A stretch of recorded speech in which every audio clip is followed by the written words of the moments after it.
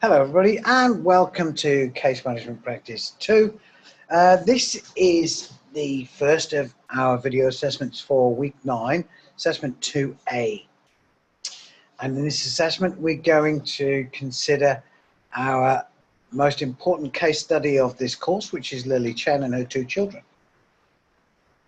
Now, as always, we're going to start where we need to start, which is go to the templates for assessments down here. If we go to the templates for assessments, you'll find the templates for assessment 2A down here. If you open up the template for assessment, this is the best place to start. So put your student number here, put your student name there, and as always, rename the file with your name, where it says student name at the top. Put your name down, save as, so you don't lose your work. And this is due in week 9, so we start with the case study here, and we will read through the case study. It's quite a detailed case study, but we'll need to read through that, and then we're going to go through the process of an assessment. So let's have a read through. Start with part 2A case study. Lily Chen and her family. Lily Chen is 30 years old. She's unemployed and she speaks limited English. Her actual background is not made clear here, which is a little bit confusing, but she's a Muslim person. She's got an Asian name, so you know, she could be from Malaysia or Singapore or something like that, or Indonesia, for example, something like that. Lily is separated from her husband. She's got 2 children, Jasmine 10 and Tyson 8. She's coming from a Muslim background, and her husband was not very supportive of her. Alcohol was banned, and she's left her husband because he expected her to do everything. And Lily no longer observes the customs and traditions of Muslim background. She's rebelled by drinking alcohol and taking some drugs. She's got some limited issues with alcohol misuse, and is a client of another drug and alcohol service. So this has been ongoing. People don't become clients overnight. It's quite a big problem for Lily, you'd imagine. The school's referred Lily to the Health Child Wellbeing Unit, the CWU, as they had concerns about Lily's parenting ability. So this is focused, CWU, focused in New South Wales, but you need to apply this to wherever you're from. We're going to call it the Child Protection Service or CWU, that's okay. During your work with Lily, you will be aware that Lily's been seen by another alcohol and drug worker, as Lily didn't inform you. You'll be unaware of this. Sorry. So Lily's not told you this. You're going to find this out over time. So the Child and Wellbeing Unit checked the WellNet database and reviewed that there's been a history of child protection for Jasmine and Tyson. And their other notes include problems with school attendance, lack of supervision, regular late night parties,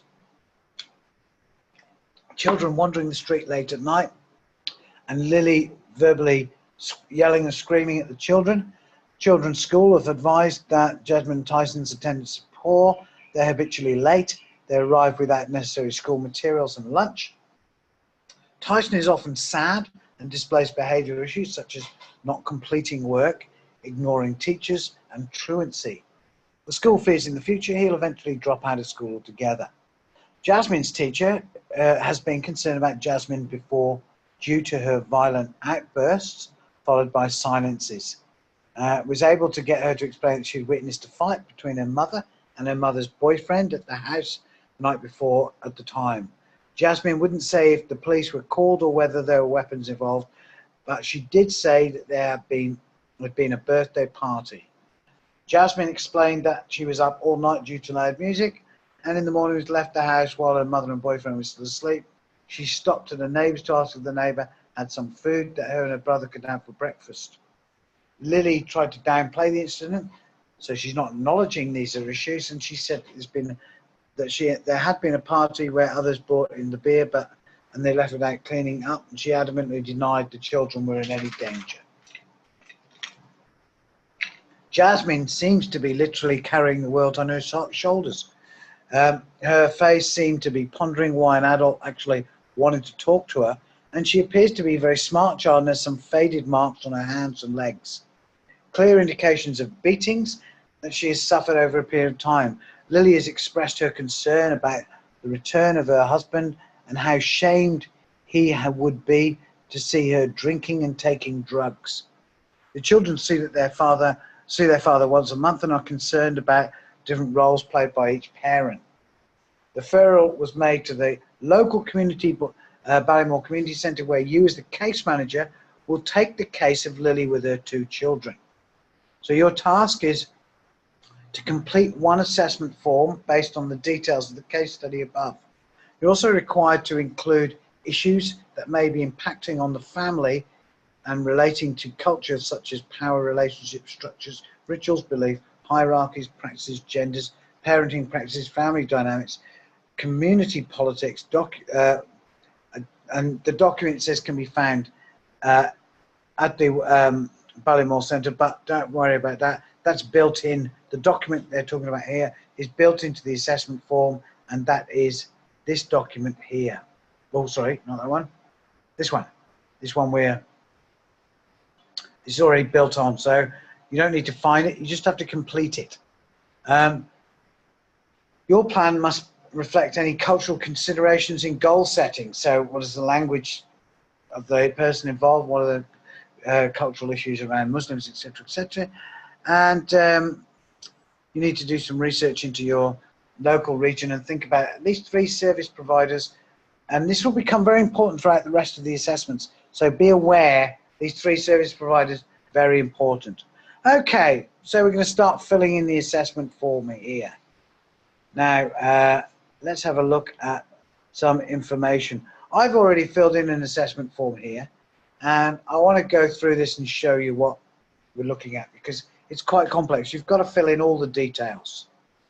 Lily Chen, Jasmine Chen, Tyson Chen. Put in an address there, and an emergency contact is the AOD counsellor, and we've got the case manager's name is you, and that's the date. So let's have a look at some of the issues. Alcohol and drug abuse, parenting issues, lacking skills, parenting issues, issues of neglect. Lily is a victim of domestic violence, and she's been neglecting her children. There's concerns about committing physical and emotional abuse on her children. There may be some evidence of some physical abuse based on how their emotional presentation is occurring. Concerns about depression and not coping emotionally. Mental health assessment might be required for Lily. Non-English speaking background, lack of language skills contributing to social isolation, and a lack of ability to get services. Concerned about we're concerned about her being the perpetrator of abuse to her children. That can be a dual-edged sword for Lily. She might be quite ashamed of the way she's performing, or maybe not. And some educational employment prospects long-term. We've got to think about Lily and think about her whole life. You know, she's living in Australia with, you know, very limited social experience, got no job. So she's fairly confined, and we want to help her break away from that. And, you know, if she's got abusive friends, maybe they might be her only friends. So that's all she's got. So what choices does she have to step away from that? So we might want to think about that. Lily's got a history of using drugs and alcohol, and this conflicts with the alcohol and drug worker who claimed Lily was communicating and counselling that she uses drugs more often, sometimes on consecutive days. So we're going to write some information about that. Now, I want to talk about children's education, attendance, and other risk factors. And, so while we're there, this form might be slightly different. Alcohol and other drugs, children education. Current living arrangement, she's living at home, she's got a boyfriend, a estranged husband, sees the family once a month or so. Family history, boyfriend. What about other emotional family supports? Where's her family from? Is there any family in the country? Is there any cousins or mother, father, anybody like that? Is there anyone else you can turn to? We want to identify that. So far, nothing here. So we might say nothing. Risk indicators Now, we're thinking about harm to the children. What are the risks to the children? Risks to the children are this. Risks to the children are more exposure to physical abuse. Now, one of the things that is a mandatory reporting responsibilities, the children have identified witnessing domestic violence. That is an abuse, a term of abuse. That's one of the classifications of what is abuse. It's physical abuse, emotional abuse, sexual abuse, neglect, and witness to family violence, domestic violence. So they've already explained that they've witnessed, and that is an abuse in itself. So seeing that going on further is a risk factor. Exposure to people who are taking drugs and alcohol, and that's giving very bad parenting. Being neglected by not being resourced with food, being malnourished, not having resources to go to school. Emotional abuse by being shouted at by the parents. So we could consider they're at extreme risk here. Abuse for their mental health, so they might need counselling and things like that. They're at risk of their education suffering and their life opportunities being denied them because they're not being supported, and their emotional situation and physical situation is impeding their ability to succeed in school. Why would it not? If they're concerned about their home life all the time, even though they're concerned because they're hungry, that they're not getting enough food, and then all day they're thinking about food because they're hungry and will they get any food, and that can affect the way they feel about education. What are their social opportunities?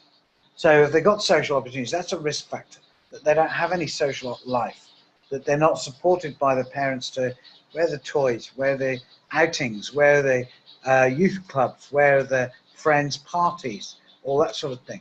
That's none of that's mentioned in here. That's very important. So you've got to think about the whole life circumstances for the children here. And this is really where we're at. What are the strengths of the children? Well, they are coping. Lily's got strengths. Sorry, it's not just the children. Lily's got strengths. She's not necessarily alone. You can talk to her about. She's obviously had child protection services involved in the past, and those child protection services have fallen back. So she's managed to get the custody of the kids back again. She lost them in the past, and she's managed to keep the custody of the kids. And there's no suggestion she has any cognitive disability. So why can't she go and learn some language skills and try and get a job, etc., etc.? So there's strengths here that we can rely on. What are the children's strengths? Well, the children at school, they're being supported. You can talk to the children about things that have been good. They need to be identified and interviewed correctly, and you need to talk to them about their circumstances and to help them understand where they've been supporting each other, and that they're not alone, and that people are involved, and you're there as well. So here we're going to look at the strengths and the needs of the child, and that, sorry, we want to take some of the information around from the risk indicators down here to their needs. They need emotional counselling, they need material aid, they need better parenting, they need to be away from abuse, they need to be supported in their education, they need to be fed, they need to be respected, they need to be having social opportunities, and they need to be able to have some sense of a childhood. And your requirement is to provide services to them and to the family in order to help them, and their needs are no less important than Lily's needs. So we're 100% clear about this. You've got a family who are your clients. You've got 3 clients. The children's needs are considered to be a priority here. Lily's needs lesser.